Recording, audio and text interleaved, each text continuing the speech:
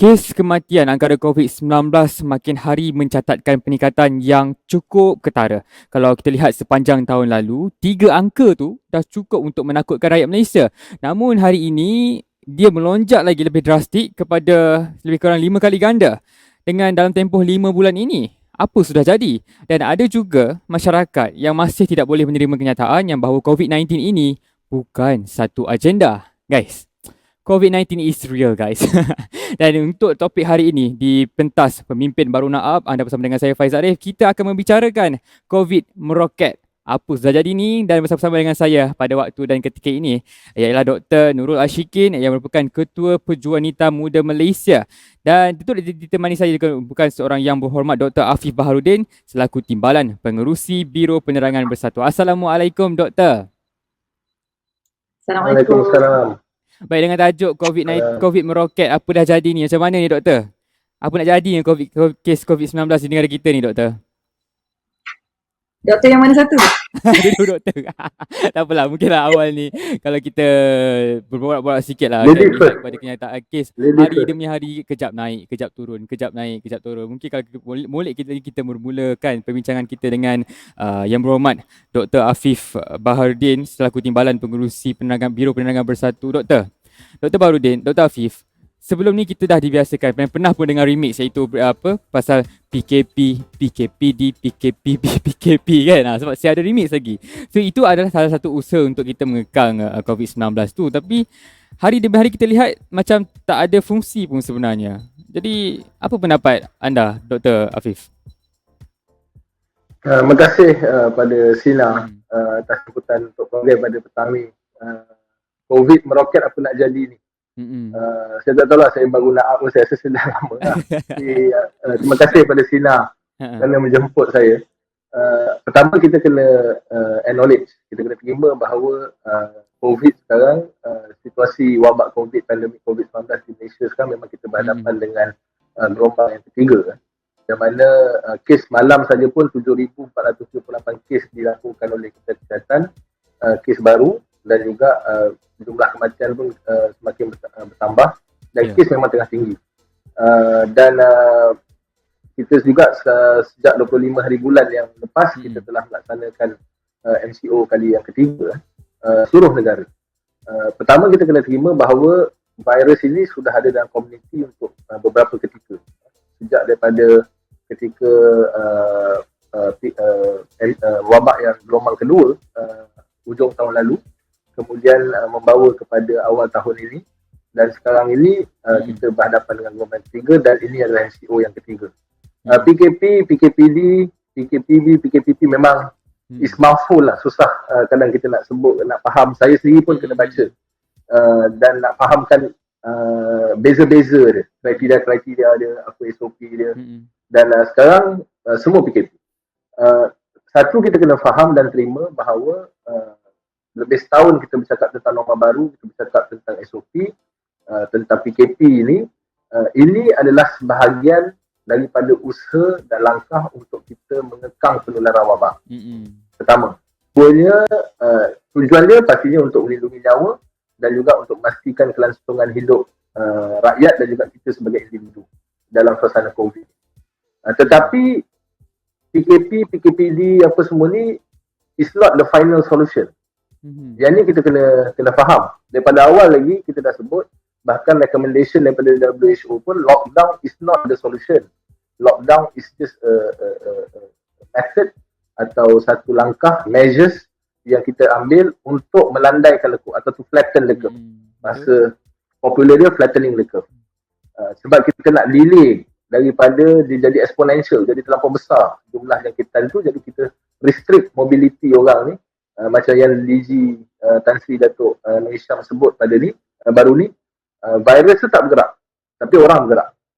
Dia ada satu limit, ke sana ke sini, ke sana ke sini. Jadi itu yang situasi tu. Tetapi endgame kita atau kemana hala tuju kita pastinya adalah untuk develop herd immunity, immunity kelompok. Yang ini yang sebenarnya kita kena highlight sekarang.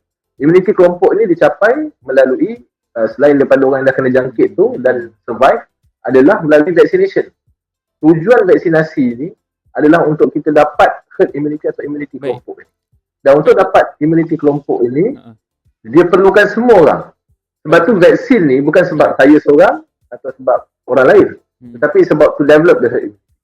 Baik Dr. Afif, saya kira perbincangan mengenai vaksin ataupun herd immunity tu satu topik yang memang akan ditanya selepas ini, dan saya mungkin masih terlalu awal kalau kita nak bercakap mengenai itu. Saya rasa mungkin selepas ini kita akan pergi go deeper. Tapi sebelum itu, doktor di sebelah kanan saya ni, doktor cantik orangnya telah menunggu-nunggu ni, apa soalan nak diajukan ni. Doktor Ashikin, kalau macam tadi Dr. Afif telah memberitahu yang PKP, PKPD, PKPP, PKPP semua ni ada faedah dan ada pros and cons dia. Dan namun Dr. Ashikin, kalau kita melihat suara rakyat, kalau kita menerusi platform media sosial contohnya, bila kita bersebut mengenai hashtag tanda pagar kerajaan gagal, lagi-lagi menyentuh COVID-19 ini, rata-rata mesti tak larilah rakyat akan mengatakan ini semua punca PRN Sabah.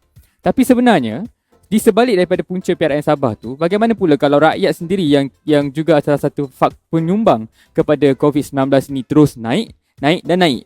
Inilah kalau kita tengok contoh baru-baru ni pasal raya, dah dikata jangan pergi ziarah juga kan. Dah kata jangan bersalam juga. Macam mana ni Dr. Shikin? Komen sikit. Okay, saya mulakan dengan ucapan terima kasih kepada Sinar Harian sebab menjemput saya untuk sesi ini. Dan kita tak boleh nafikan bahawa banyak faktor mendorong kepada peningkatan kes COVID-19. Dan sebenarnya kita tak boleh nafikan bahawa ada pihak yang melanggar SOP dan melanggar perintah kawalan pergerakan dan sebagainya. Tetapi apabila SOP dan juga PKP itu dilaksanakan oleh kerajaan, tugasnya terletak kepada kerajaan untuk memastikan bahawa rakyat patuh kepada SOP dan juga PKP tersebut. Kita tidak boleh terus membuat satu undang-undang tanpa memastikan bahawa ada pelaksanaan dan juga ada tindakan tegas untuk memastikan bahawa rakyat patuh terhadap arahan yang dikeluarkan tersebut. Sebab apa yang saya selalu tekankan bahawa kita tidak boleh mengharapkan bahawa rakyat tu automatik jaga diri mereka sendiri. Kita mereka yang di pihak kerajaan kena pastikan bahawa rakyat patuh. Kerajaan yang perlu mendekati rakyat, bukannya rakyat yang perlu pergi kepada kerajaan.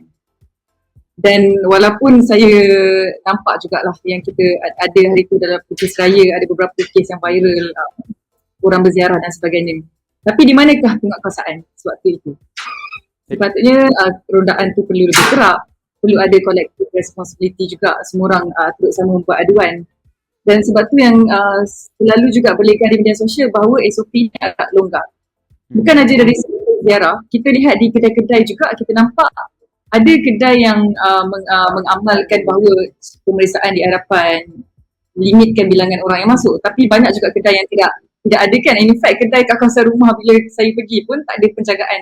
So kita nampak penguatkuasaan dia tu tidak menyeluruh dan juga tidak begitu sistematik dan disiplin. So dia sebenarnya ada banyak faktor yang mendorong. Tapi Dr. Shikin, sampai bila kita nak menyalahkan kerajaan kalau asyik nak dikuatkuasakan? Bukankah semua itu sepatutnya bermula daripada diri? Kita sekarang ni sudah berdepan dengan situasi pandemik dan sepatutnya alasan untuk sentiasa patuh SOP, nak jarak fizikal, pakai mask, tu semua dah jadi common sense dah. Kerajaan sepatutnya tak perlu pun nak kuat kuasa. Sebab kita dah hampir 2 tahun dah, almost lah nak dapat 2 tahun berjuang menentang pandemik ni, Dr. Shikin. Ya, betul. Sama macam kita mendidik anak lah. Walaupun kita ajar anak kita berkali-kali jangan buat salah tersebut, tapi kita kena berterusan lagi nasihatkan dia. Kalau tak boleh buat salah. Jadi itu tugas kerajaan sebenarnya untuk terus menasihati. Mereka tidak boleh meletakkan bahawa okay, kita dah nasihat, orang dah biasa, common sense. Tak boleh. Itu you have to ada berterusan kita menyebarkan awareness. Sama seperti faktor-faktor lain juga, bukan dari segi COVID-19 je. Menyebarkan benda yang baik ni perkara yang perlu dibuat secara berterusan.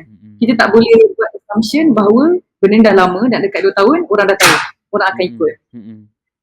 Ya, dari sebalik dia, kita tak elok sebenarnya kita menuding jari siapa salah, siapa betul kan. Baik, Dr. Afif, nampaknya seperti terpinga-pinga mendengar ulasan daripada Dr. Shikin tu. Macam aku ni macam nak bangkang ni. Okay, Dr. Afif, kalau kita lihat kalau di Twitter, di Instagram kan ada juga yang mengatakan sebenarnya kes angka-angka kes kematian maupun kes positif itu adalah semua satu manipulasi semata-mata. Dan walaupun KKM dah tegaskan itu bukan satu rekaan, namun ada juga individu yang mengatakan ini semua manipulasi, permainan je semata-mata. Macam mana ni Dr. Afif? Saya rasa yang cakap gitu tu segelintir lah.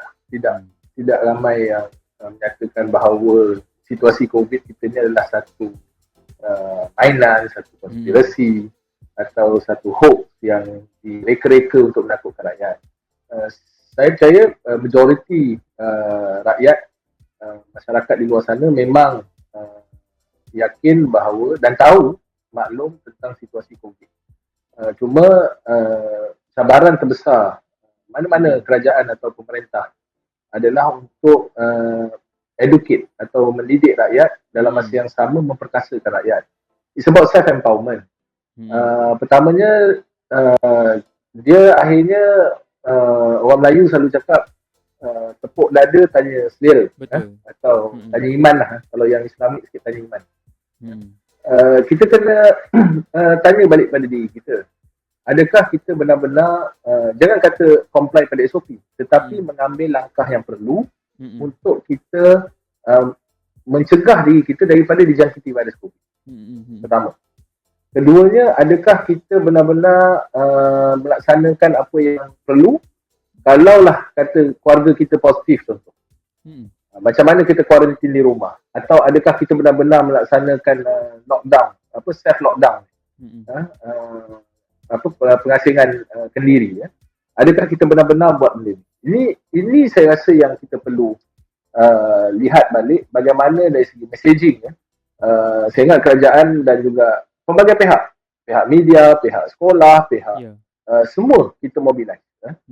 Sebab tu dalam COVID ni saya sedikit tak bersetuju tentang apa yang Dr. Nashikin sebut tadi bahawa kerajaan kena bertanggungjawab semua. Tak. Pendekatan yang diambil oleh kerajaan sekarang adalah is a whole government, whole society approach.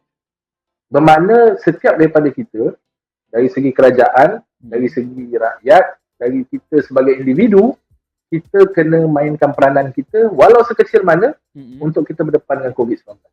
So, COVID-19 ni bukan isu tak dapat bantuan sahaja atau isu kena COVID. This is a war. Jadi kita sedang berperang dengan satu musuh yang mana musuh tu kita tak nampak.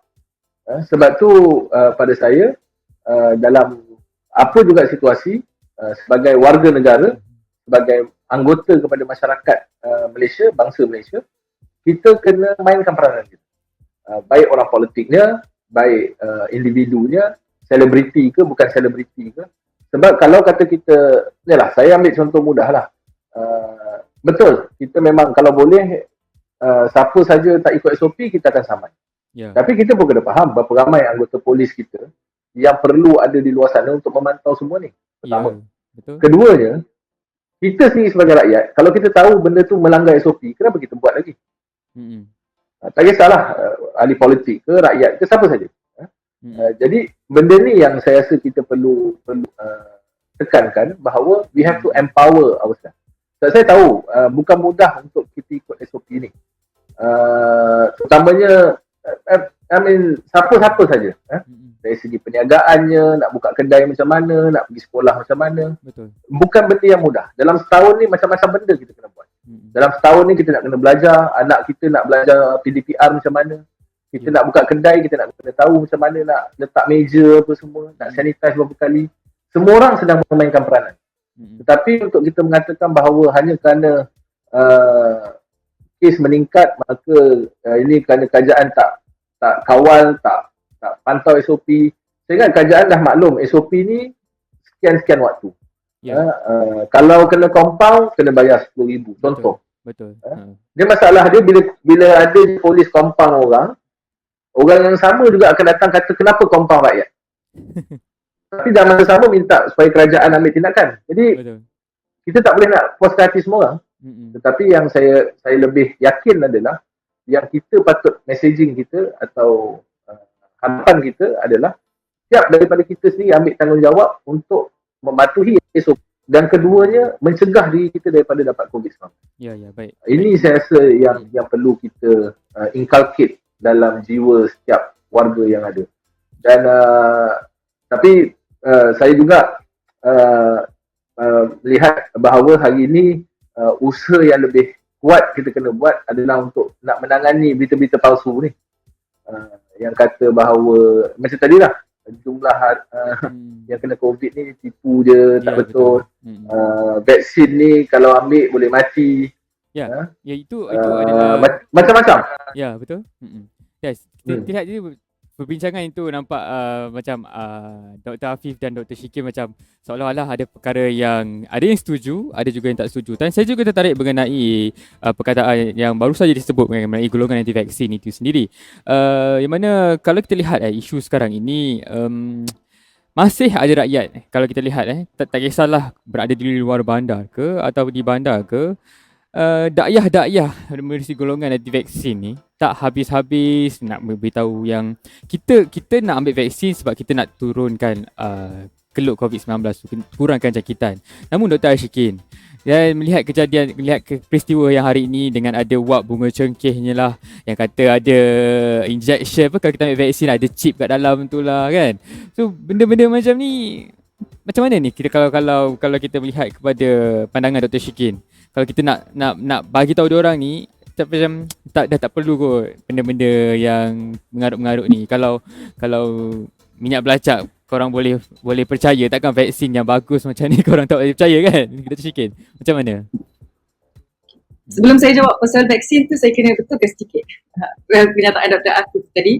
Saya nafikan keseluruhannya. Wah, berdebat ni. Jawab soalan moderator tu, saya mulakan dengan mengatakan bahawa ada banyak faktor yang mendorong kepada peningkatan COVID. Sebab saya percaya bahawa untuk kita capai satu penyelesaian terbaik, bukanlah kita perlu salahkan kerajaan secara total, tetapi dalam masa yang sama kita tidak boleh nafikan ada ruang-ruang yang perlu diperbaiki, baik dari segi rakyat maupun dari segi kerajaan. Dengan cara itu kita boleh dapat satu keputusan yang terbaik yang lebih inklusif untuk kita mengawal COVID-19. Dan saya memangnya saya agree bahawa point-pointing untuk terus menyalahkan sebelah-sebelah pihak saja adalah bukanlah satu penyelesaian yang terbaik. Dan berbalik kepada isu vaksin itu sebenarnya, bukan daripada tempoh vaksin COVID-19 ni je sebenarnya dakyah-dakyah ni dah timbul, tetapi daripada vaksin kepada anak-anak lagi, kita memang Malaysia dah ada isu ini. Sebab tu wujudnya golongan anti vaksin di Facebook dan sebagainya yang tidak memvaksinkan anak-anak mereka. Jadi apabila kita muncul pula pandemik COVID-19 ni, ini adalah perkara yang sepatutnya sudah dijangka.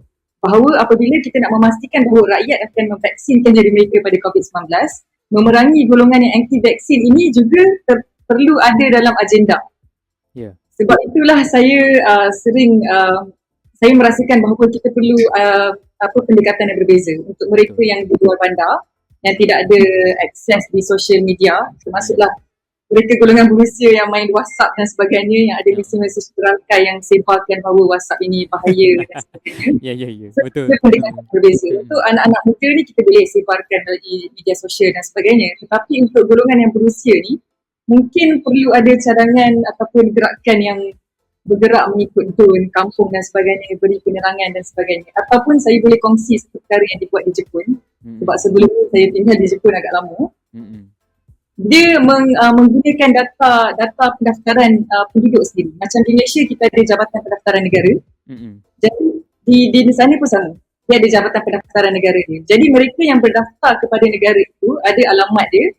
Surat panggilan vaksin tu datang ke setiap rumah. Cuma berbeza di Malaysia adalah kita tidak wajib update kita punya alamat.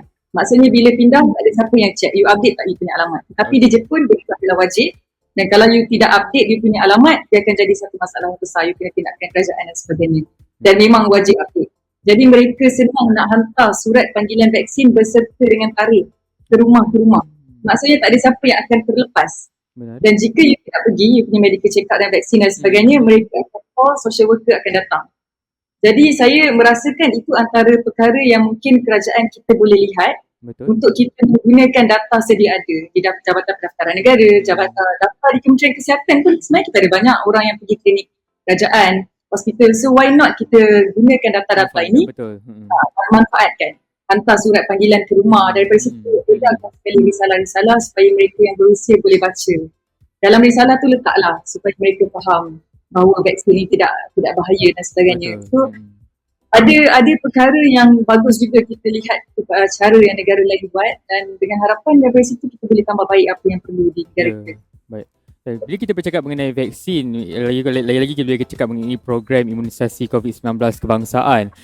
Salah satu misinya ialah untuk membawa Malaysia untuk mencapai 80% imunisasi kelompok ataupun herd immunity. Dan di awal tadi, YB Dr. Afif pun ada menyebut mengenai herd immunity. Dan mungkinlah saya kira Dr. Afif adalah orang yang sesuai untuk saya menanyakan ini kerana beliau juga adalah wakil daripada pihak kerajaan dan wakil daripada pihak Bersatu.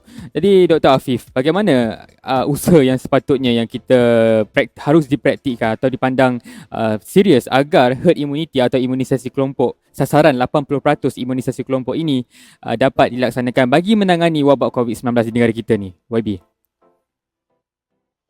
Sebab tu tadi saya sebut di awal tadi bahawa selain daripada PKP, selain daripada lockdown, SOP semua, ini sebahagian langkah. Strategi akhirnya adalah kita nak develop herd immunity ni, immunity kelompok.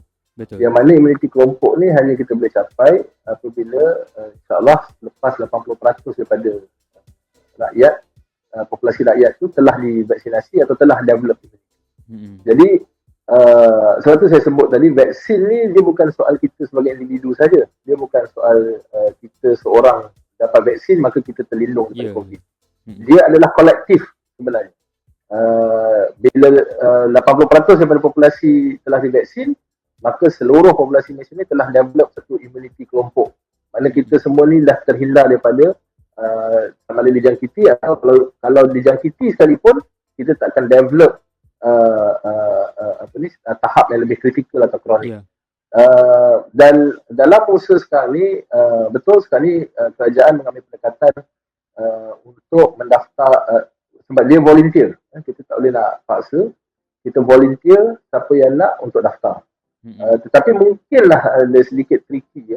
Saya agak setuju tadi dengan Dr. Ashikin sebut tentang data. Yang mana kalau kita boleh ada Jabatan Pendaftaran Negara punya data semua, kita hantar untuk beritahu bahawa mereka ni dapat vaksin.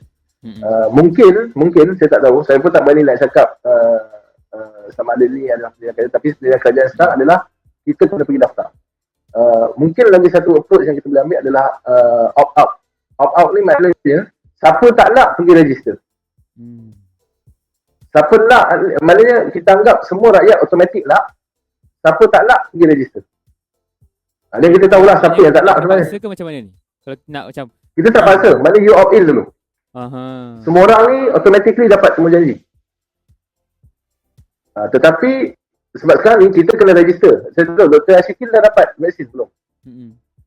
Dah. Saya tak dapat. Saya tekan-tekan selama sejam semalam. Semalam. Belum dapat lagi. Tekan-tekan itu kalau betul dah tapi masuk My Sejahtera dah register.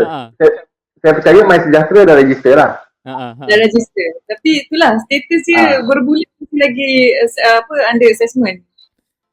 Ya, kalau saya macam saya pun tak eligible lagi. Macam saya pun, maknanya kita tiga-tiga ni kita kena register. Kita kena pergi mendaftar sebab kita nak. So instead of kita buat approach yang begitu, siapa yang tak nak pergi register? Jadi kita dapat more data, siapa yang tak nak? Ya, faham. Dan kita dapat tahu sebenarnya diorang ni apa masalah diorang. So kita boleh target. Kenapa kau tak nak ambil? Kenapa korang ni rasa vaksin ni tak bagus? Mungkin ada isu-isu dia lah, kita tak tahu. So dengan cara tu dia mudah kerja sikit lah. Bukanlah mudah apa, maknanya semua orang ni practically akan dapat tarikh untuk vaksin. Cuma bila dan waktu ketikanya sajalah. So this is one of option yang kita boleh fikirkan oleh kerajaan. Dan dalam masa yang sama, saya ingat golongan anti vaksin atau golongan yang cuba menyukarkan usaha kita untuk melaksanakan program vaksinasi ini, pertamanya kita kalau kempen kat diorang ni macam mana pun dia ada masalah. Saya dah banyak kali dah, even dalam waktu saya praktis dulu pun sebagai doktor perubatan, memang macam-macam hujah. Tetapi macam dulu macam-macam lah vaksin yang imunisasi untuk bayi apa semua tak nak. Ya, betul. Kemudian bila anak mereka develop penyakit itu atau dapat jangkitan penyakit-penyakit itu dan jadi kronik, jadi masalah apa semua, barulah mereka sedar. Jadi pada saya sekarang ni sebab kita masih lagi kena volunteer untuk daftar, kempen harus digerakkan. Saya sendiri di kawasan saya di Seberang Jaya di Pematang Pauh tu, pusat khidmat saya dan juga sukarelawan saya memang hari-hari kita gerakkan kempen, kita daftarkan orang, pelbagai peringkat umur. Dan ianya tidaklah terlampau sukar, mudah saja sebenarnya, tetapi kita kena reach out. Dan saya ingat banyak pun orang yang buat benda ni. Bahkan saya tengok baru-baru ni ada banyak business entity siapa dah vaksin dapat diskaun, beli aiskrim satu dapat dua, contohlah. So these are the things yang saya rasa akan give positive vibe kepada vaksin. Dan terbuktilah semalam pun bunyi macam kita suka pula jadi glitch show. Sebenarnya saya tak suka juga jadi glitch show, tapi menunjukkan ramai orang nak. Dan ini satu perkara yang baik, satu indikator yang baik bahawa majoriti rakyat sebenarnya nakkan vaksin ini kerana they know this is the exit plan atau strateginya untuk kita dapat develop herd immunity. Tapi bagaimana pula kalau pandangan yang rakyat sebenarnya nak vaksin ni sebab kita dah terdesak dah sebenarnya dengan kes yang nak makin naik ni? Dr. Afif. Ya, mungkin sebab orang takut juga. Saya sendiri takut. Kes makin banyak. Saya pernah lah ada kontak rapat sebelum ni. Kena kuarantin 14 hari. Itu pun saya dah pening kepala lah. Bukanlah saya dapat COVID pun, baru kena kuarantin. Apatah lagi orang yang dah dapat COVID, yang kena masuk ICU, yang on ventilators, family member, semua orang positif. So, it's not only about penyakit tu saja, tetapi dari segi mentalnya, daripada segi sosialnya, banyak efek kepada. Dan baru ni kita baca, jadi saya rasa benda tu kita kena tengok pendekatan dia macam mana kita nak sedarkan lagi rakyat tentang perkara. Baik, terima kasih Dr. Afif. Okey, mungkinlah di minit-minit akhir ini kalau saya nak bersama dengan Dr. Shikin pula. Sekarang ini isu dia ialah kita perlu menyedarkan kepada rakyat, kepada masyarakat bahawa COVID ni benar. COVID is real. Untuk kita sedarkan dekat masyarakat bahawa tolonglah patuh SOP, tolonglah pakai mask kan. Jadi macam mana kita nak betul-betul, macam mana saya cakap, ia adalah common sense. Memang orang tahu kena patuh SOP, kena cuci tangan, kena pakai mask. Tapi kita tengok dah jadi macam sambil lewa. Jadi apa usaha yang perlu kita buat untuk membuktikan COVID is real, Dr. Shikin? Saya sebenarnya nampak bahawa rakyat masih lagi aware bahawa COVID tu ada.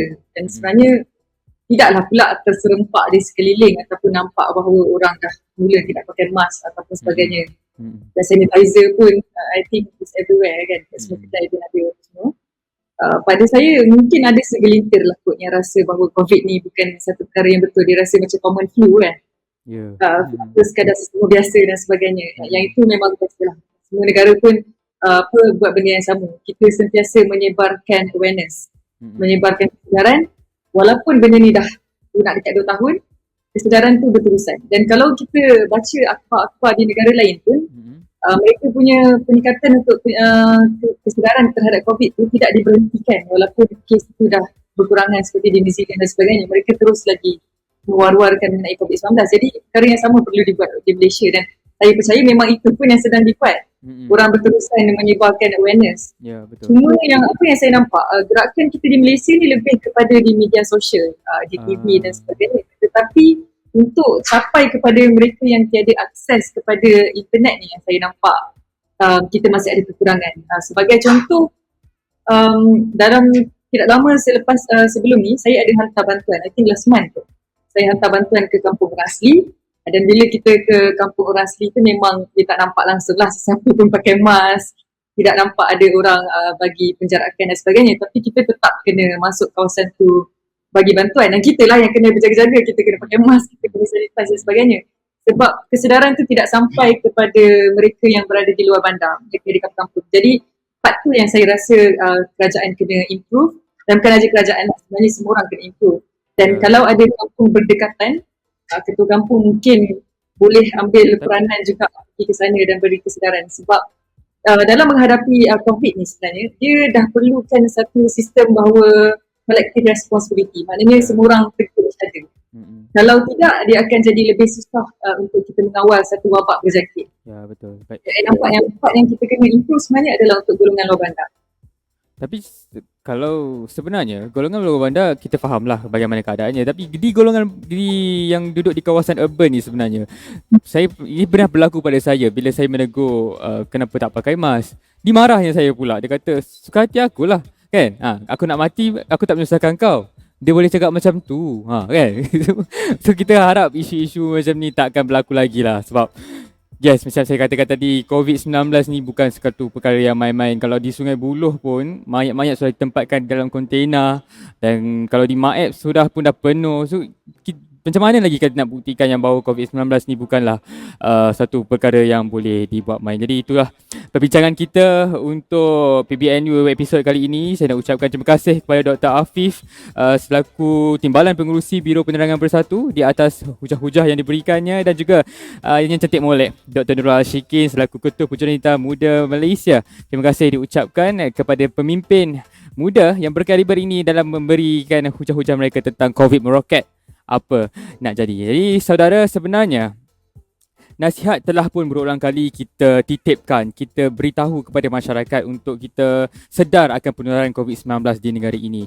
Tapi apapun yang di kesempatan ini saya ingin menyebarkan ataupun berpesan kepada anda, ingat, elakkan kawasan sesak, kawasan sempit, sembang dengan dekat, dan sentiasa amalkan 3W, dan serta patuhilah SOP, pakai pelitup muka dan sentiasa jaga penjarakan fizikal. Awas, jangan main-main, jangan degil. COVID-19 is real. Saya Faiz Arif mengundurkan diri, pemimpin Baru Naab. Assalamualaikum. Selamat.